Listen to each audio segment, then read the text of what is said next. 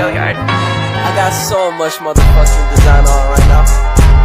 Break it down, bring it back, make it clap. I got 3 old thoughts, new block, where that day, bitches on my line, you know. Assalamualaikum warahmatullahi wabarakatuh. Shalom, Om Swastiastu, Namo Buddhaya, Salam Kebajikan.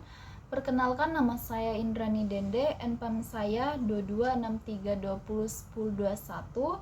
Saya mahasiswi dari Universitas Widyagama Mahakam Samarinda. Di sini saya akan menjelaskan Undang-Undang Nomor 1 Tahun 2022 tentang hubungan keuangan antara pemerintah pusat dan pemerintah daerah. Yang pertama, konsepsi desentralisasi fiskal. Otonomi daerah dan desentralisasi fiskal merupakan alat untuk mencapai tujuan bernegara, yaitu pemerataan kesejahteraan di seluruh pelosok NKRI. Fiskal, keuangan allocation, kemampuan keuangan yang adil dan selaras pendapatan asli daerah. Pendanaan sesuai potensi. Yang pertama, dana bagi hasil, menutup vertical imbalance. Dan kedua, dana alokasi umum, menutup horizontal imbalance. Yang ketiga, dana alokasi khusus, insentif fiskal dan pembiayaan, instrumen akselerasi. Yang keempat, dana otsus keistimewaan dan dana desa, pengakuan khususan. Spending quality, belanja daerah yang berkualitas dan sinergis. Yang pertama, penganggaran berkualitas. Yang kedua, pengembangan aparatur. Yang ketiga, penguatan pengawasan. Keempat, dana abadi daerah. Dan yang terakhir, harmonisasi. Berbagai capaian desentralisasi fiskal selama 20 tahun terakhir telah menunjukkan berbagai kinerja positif dan ikut kontribusi dalam pencapaian kinerja nasional. Yang pertama, kesenjangan kemampuan keuangan antara daerah. TEL Index menunjukkan tren semakin berkurang, menurun 0,10 dari 0,332 di tahun 2016 menjadi 0,230 di tahun 2020.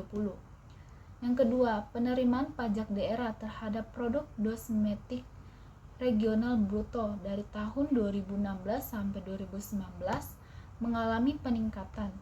Di tahun 2020 menurun karena pandemi COVID-19. Yang ketiga, pengelolaan administrasi keuangan daerah semakin baik, ditandai dengan opini WTP yang terus naik.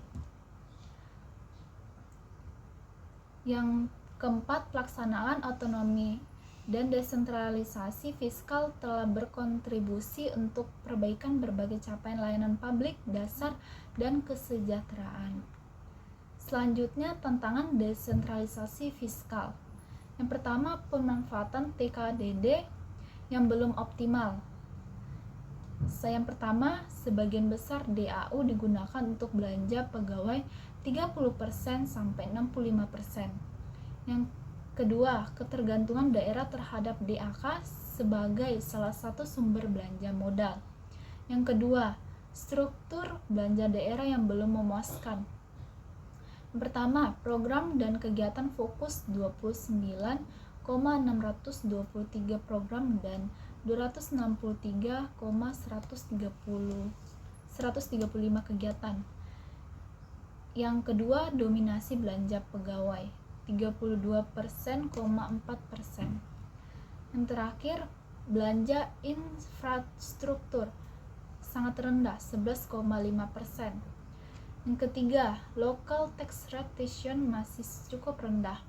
Meski penerimaan PDRD mengalami peningkatan, namun tax retention tertekan angka 1,2% pada tahun 2020 akibat pandemi.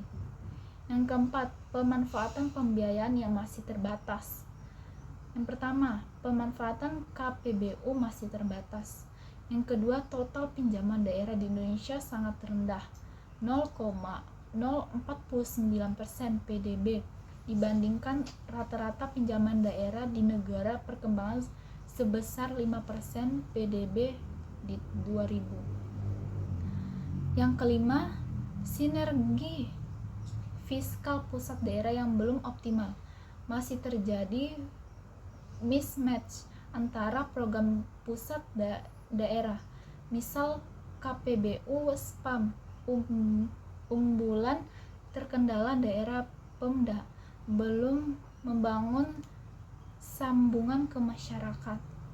Selanjutnya, konsep UU HKPD mewujudkan desentralisasi fiskal yang adil, transparan, akuntabel, dan berkinerja. Kerangka pikir UU HKPD dan kesejahteraan. Undang-undang tentang hubungan keuangan antara pemerintah pusat dan pemerintah daerah. Yang pertama itu meningkatkan kapasitas fiskal daerah. PAD meningkat, transfer yang berkualitas, perluasan akses pembiayaan.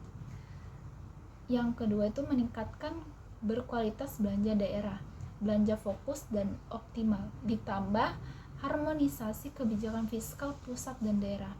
Selanjutnya, perbaikan kualitas output dan outcome layanan, dan pemerataan layanan dan kesejahteraan.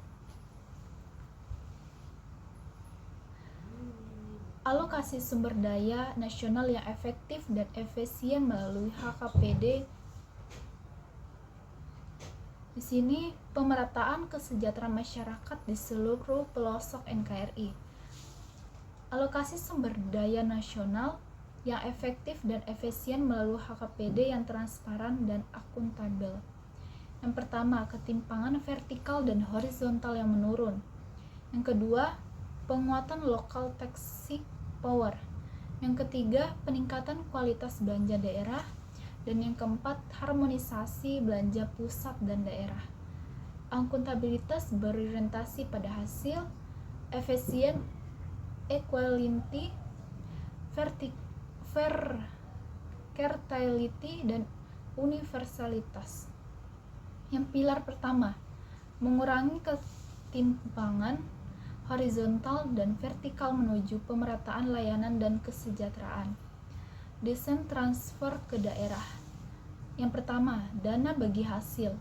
Alokasi untuk daerah penghasil, daerah pengelolaan, dan non hasil terdampak eksternalitas negatif. Kedua, penggunaan sesuai prioritas daerah dan diarahkan sebagainya.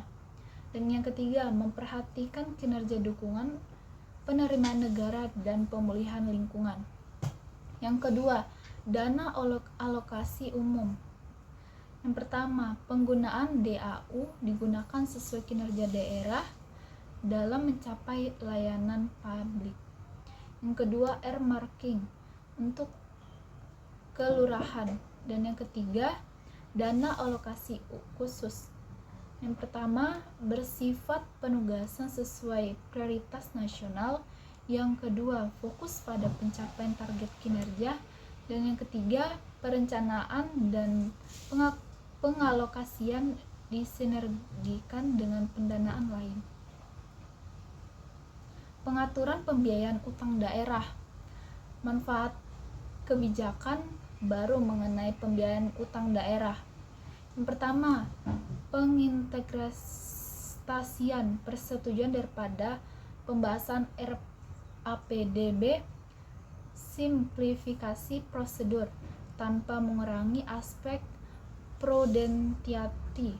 Yang kedua, perluasan skema pembiayaan dengan memasukkan aspek syariah seperti surat daerah, sesuai dengan aspirasi sebagian daerah yang menginginkan adanya skema pembiayaan syariah.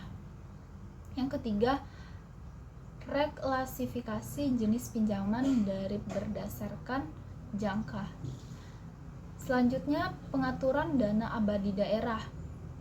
Yang pertama, dana abadi daerah adalah dana yang bersumber dari APBD yang bersifat abadi, dan dana hasil pengelolaannya dapat digunakan untuk belanja daerah dengan tidak mengurangi dana pokok. Yang kedua, tujuannya adalah mendapat manfaat ekonomi memberikan sumbangan kepada penerimaan daerah. Yang pilar kedua, penguatan lokal taxing dengan tetap menjaga perekonomian. Pengaturan pajak dan retribusi daerah. RUU HKPD meningkatkan local taxing power dengan tetap menjaga kemudahan berusaha di daerah. Yang A, menurunkan administrasi dan compliance cost. Yang B, memperluas basic pajak. Yang C, harmonisasi dengan peraturan perundangan lain. Yang pilar ketiga, meningkatkan kualitas belanja daerah agar lebih efisien, produktivitas, dan akuntabel. Pengaturan pengelolaan belanja daerah, peningkatan kualitas penganggaran belanja daerah, mendorong kinerja belanja daerah melalui penguatan kualitas penganggaran belanja daerah agar semakin efisien, fokus, sinergis, dan berkesinambungan dengan tetap memberikan keluasan memilih eksekusi belanja sesuai karakteristik daerah. Yang pertama, penganggaran belanja daerah. Yang kedua, simplifikasi dan sinkronisasi program daerah. Yang ketiga, standarisasi belanja daerah. Selanjutnya, pilar keempat, harmonisasi belanja pusat dan daerah untuk mencapai tujuan nasional. Pengaturan sinergi fiskal nasional, konsepsi. Sinergi fiskal. Yang pertama, penyelarasan kebijakan fiskal pusat dan daerah. Yang kedua, penetapan batas kumulatif defisit dan pembiayaan utang APBD. Yang ketiga, pengendalian dalam kondisi darurat. Yang keempat, sinergis bagan akun standar. Selanjutnya, pendukung sinergi fiskal. Yang pertama, konsolidasi informasi keuangan. Yang kedua, penyajian informasi keuangan secara nasional. Yang terakhir, pemantauan dan evaluasi pendanaan desentralisasi. Baik, terima kasih. Mungkin ini saja yang dapat saya paparkan. Kurang lebihnya saya mohon maaf. Assalamualaikum warahmatullahi wabarakatuh.